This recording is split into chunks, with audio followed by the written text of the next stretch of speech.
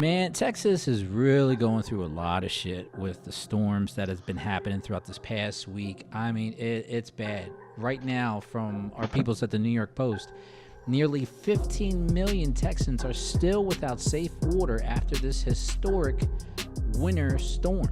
As mentioned, 15 million Texans were on a water boil advisory, and 140,600 remained without power as of yesterday, after a historic winter storm claimed dozens of lives, including that of an 11-year-old boy who appeared to have frozen to death. Now, at least 14.9 million Texas residents, about half of the state's population, were stuck with unsafe drinking water as of yesterday. More than 1,300 public water systems in roughly 65% of the counties of the Lone Star State were issued a boil water notice to avoid ingesting any kind of E. coli or other bacteria. The extreme weather has already been blamed for at least 36 deaths throughout the week, and it knocked out power and it caused mechanical failures at water treatment plants and distribution centers statewide. So it's been really deep. I mean, it's gotten so bad, as I mentioned, there was a kid that was found dead in his bed after playing in the snow for the first time in his life, as mentioned by the Houston Chronicle. And then there was an unidentified 60-year-old man who was reportedly found frozen to death in his recliner at his home in Abilene, Texas, after losing power for 3 days. So, and at one point on Friday, Texans reported that their electric bills skyrocketed as high as $17,000 a month after the storm. So, GPS, break it on down. What's going on down there in the Lone Star State? Apparently, Texas had the bright idea to have their own grid and produce their own power and sell it to their own residents.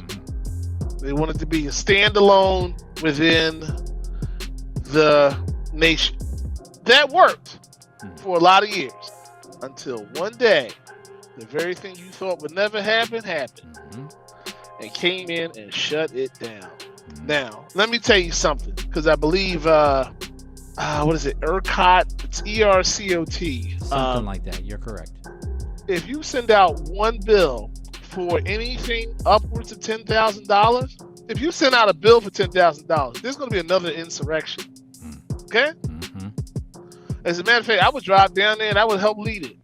Because let me tell you something. You think I'm giving you $10,000 or $17,000, and I've been without heat and hot water for the last 3 days? You're out of your goddamn mind. It is not happening now. It's not happening today, tomorrow, or ever. Now you're just gonna have to suck that up. And next time, you'll put it in what's called a fail-safe, just in case something goes wrong. It's called insurance. You have it for your house, you have it for your car, you have it for boats, you have it for health, you have it for life, you have it for so many other things. There's renter's insurance on TVs and radios and I mean, hell, you could buy a 1 or 2 year warranty for damn near everything you could buy out of Walmart. PlayStation included. PlayStation. Okay? And y'all never thought to just wait, you know what? Just in case something goes and we need something from somewhere, let's run one line out to New Mexico, run a line up to Oklahoma, run a line into Old Mexico, somewhere, just so we can get some power and keep this thing going, just in case it goes down. The interesting thing is, and you mentioned that, they're trying to be self-sustaining. Now, one picture I saw that I thought that was kind of interesting, there is a highway that is literally a borderline of Texas and Arkansas. And if you look at this picture, this highway, the Arkansas side, totally paved, their I guess it's Arkansas DOT. They paved the road and everything. You look on the other side for Texas, straight all snow. I think kind of like what you said, they're self-sustaining. The self-sustainment that they try to do for the state also probably includes things like any kinds of floodings or whatever. They're trying to do it all themselves and not rely on the government, from what I've heard. This is second-handed, but from what I've heard. But at the same time, they've never had a snowstorm. They never heard of a polar vortex. They've seen it on the news, but they've never experienced it. Well, here's kind of the problem, and they're not the only state. Like Oklahoma's another one. unless they're a state that deals with snow all the time, a lot of these states don't have any snow removal equipment. Louisiana is another one. Mississippi is another one. Alabama's another one. Florida's another one. Hell, Georgia. They're just getting was ill-equipped when they got what, like an inch of snow, and they were like, "Oh my God, what do we do? Shut everything down!" Ah! Whereas Pennsylvania, New Jersey, New York, I mean, just go all the way up the northeastern seaboard. Oh, it's another day. We brush that shit off with a broom. I know, right? 8 inches, that's nothing. I mean, look what Hurricane Sandy, when all of the LIE was buried under like 3 feet of snow. Yep. It took New York how many days? Maybe 3 tops? At least. To get 60 miles of highway cleared? Dude, gotta take a lesson. Gotta step up the game. Okay? That's right. Cortez, what do you think should be done from here on out about Texas? You think that this whole self-sustainment thing that they've been doing for years kind of needs to like end its course? Oh yeah, I believe so. The problem is, and nobody doesn't want to talk about politics with this, but we're going to talk about politics because we're that type of show. Yes.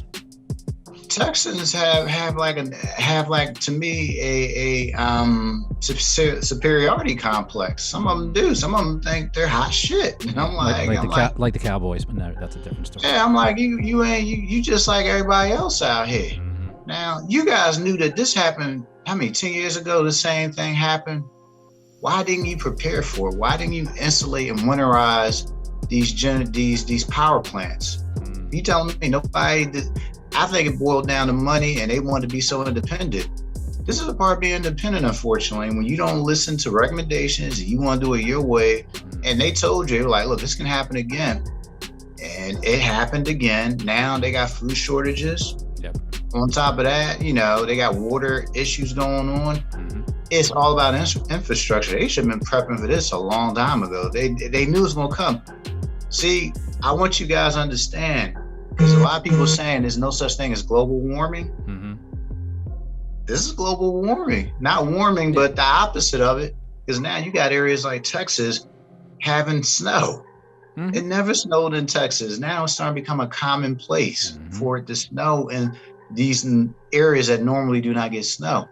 I feel bad, but at the same time, when the writing is on the wall, I feel as though they definitely, Biden's going to have to step in and help them out somehow.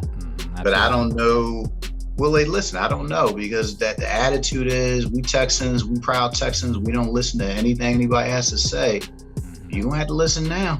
Yeah, absolutely. You're hurting right now. 100% they are. So let's just hope that, I know President Joe, he's going to go real swift with this. And, he's already labeled Texas as a disaster area. So that's usually a step before getting FEMA assistance and everything else. So I think it will happen. And, of course, the weather down there is going to improve within this week. So, like you said, it's really a lesson that Texas has to learn, that no matter how self-sustaining that you may think that you are, there's always something that's going to come out of left field and you're not ready for it. So once again, definitely shout out to Texas. And, if you want to help with any type of donations or anything, then I would check with your local American Red Cross or any other organizations that are down there that could accept any kind of donations.